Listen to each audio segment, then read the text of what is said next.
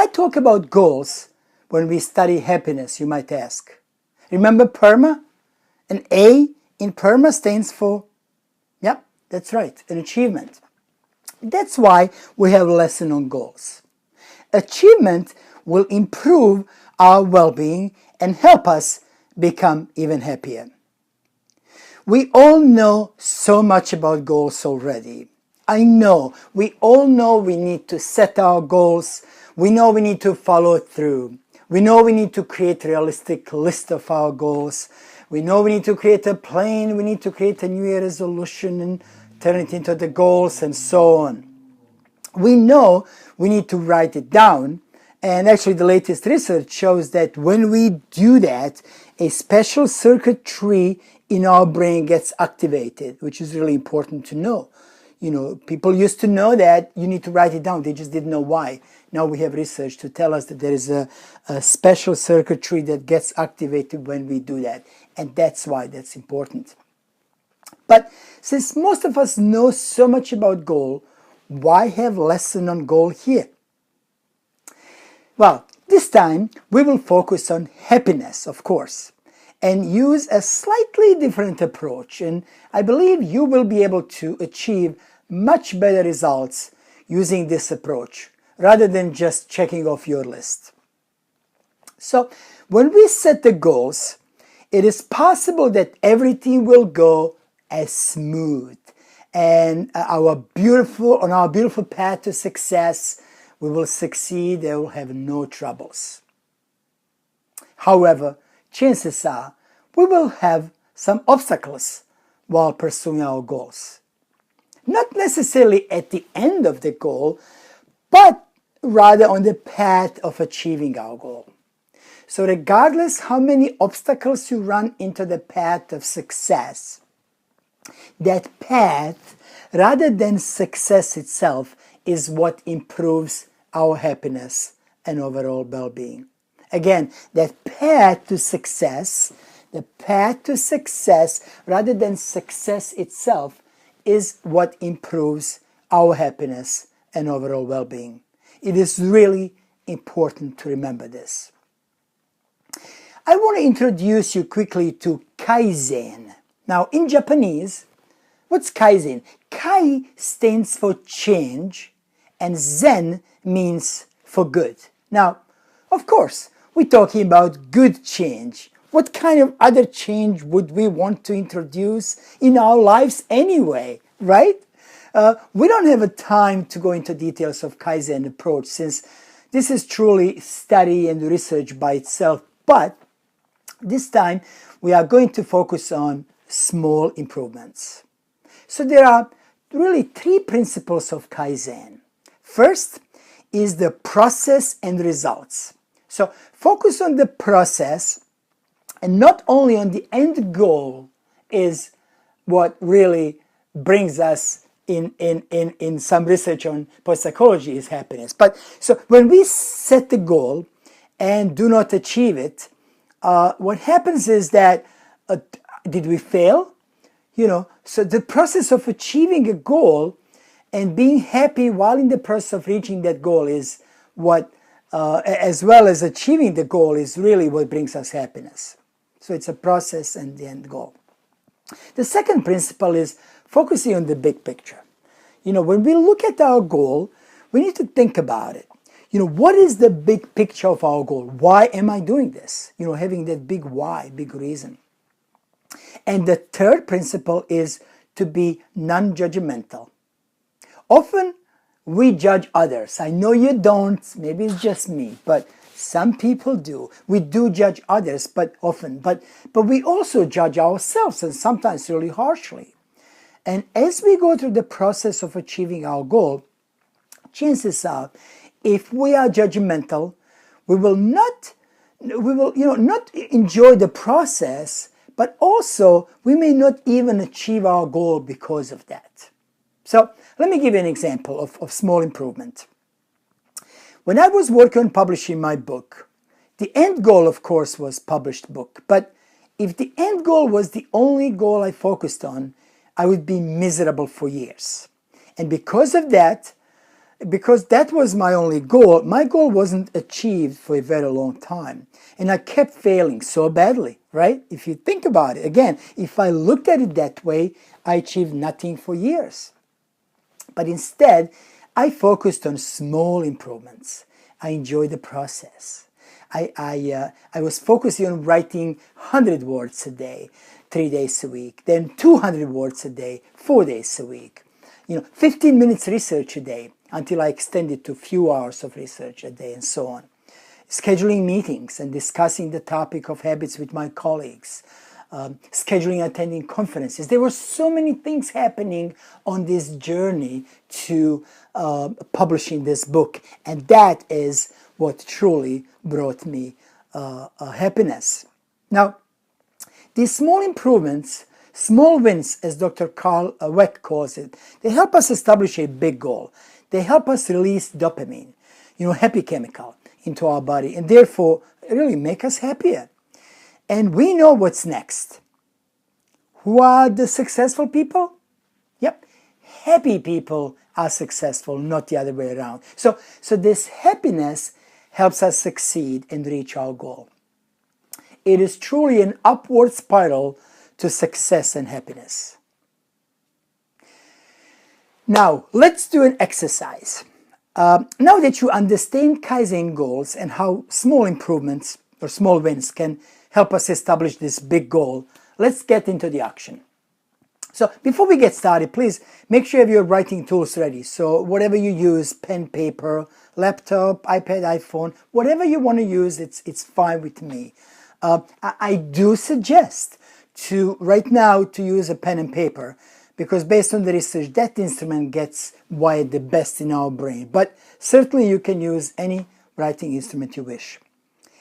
So then, if necessary, please pause this lecture, get everything ready, and we will get started. If you are driving, please do not do this exercise, or if you're operating heavy machinery, as I said earlier, just keep doing what you're doing, and when you get home or in an office or spot that you can do the exercise, then you can stop the tape. Stop the tape, we're still saying, stop the recording and do this exercise. Don't worry, I'll be waiting here for you, so go get everything ready and we'll get started. Okay, so let's think about top 3 goals. Let's think about top 3 goals that you want to achieve. So think about what are the top 3 goals you want to achieve. And when you're ready, let's please write it down. So here's how we're going to do. Write one goal on top of the paper. Please leave some space between each. Write a second goal, leave some space, write a third goal, because we want to have some space between. You'll know later on why.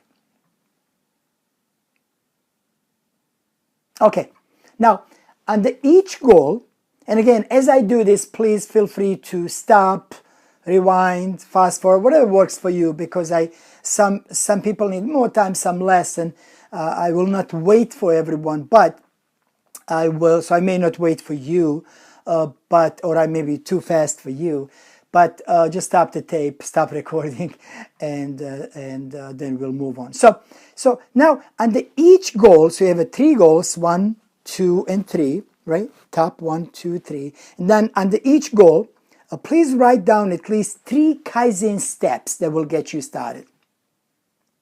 So what are the 3 small steps that will get you started? If it's a materialistic goal, you want to buy a car. Well, the first step is to stop by the dealer or to pick up a brochure. If you want to, lose weight, what's the first step? Maybe the first step is that tonight you may not have that hamburger, or you will have a smaller meal tonight, just tonight. What's the first step? Maybe instead of having a big cake, you're just going to leave a small piece at the end. Write down what the first step, 3 small Kaizen steps for you to achieve each of these goals. Okay, so again, you write down these 3 goals, goal number 1, number 2, and number 3. Then you're going to leave a space between. Now think of a Kaizen goals, and what are the small wins, small improvements that will get you to these goals, and write 3 Kaizen goals for each of your major goals. And just please take as much time as you need it. I will be here waiting for you. You can stop and then just keep press play anytime you're ready. Good. So this is your action, and it's important that you complete these steps toward your happiness and improved well-being. And now that everyone, and I know you did it too, completed this exercise, let's look at some research.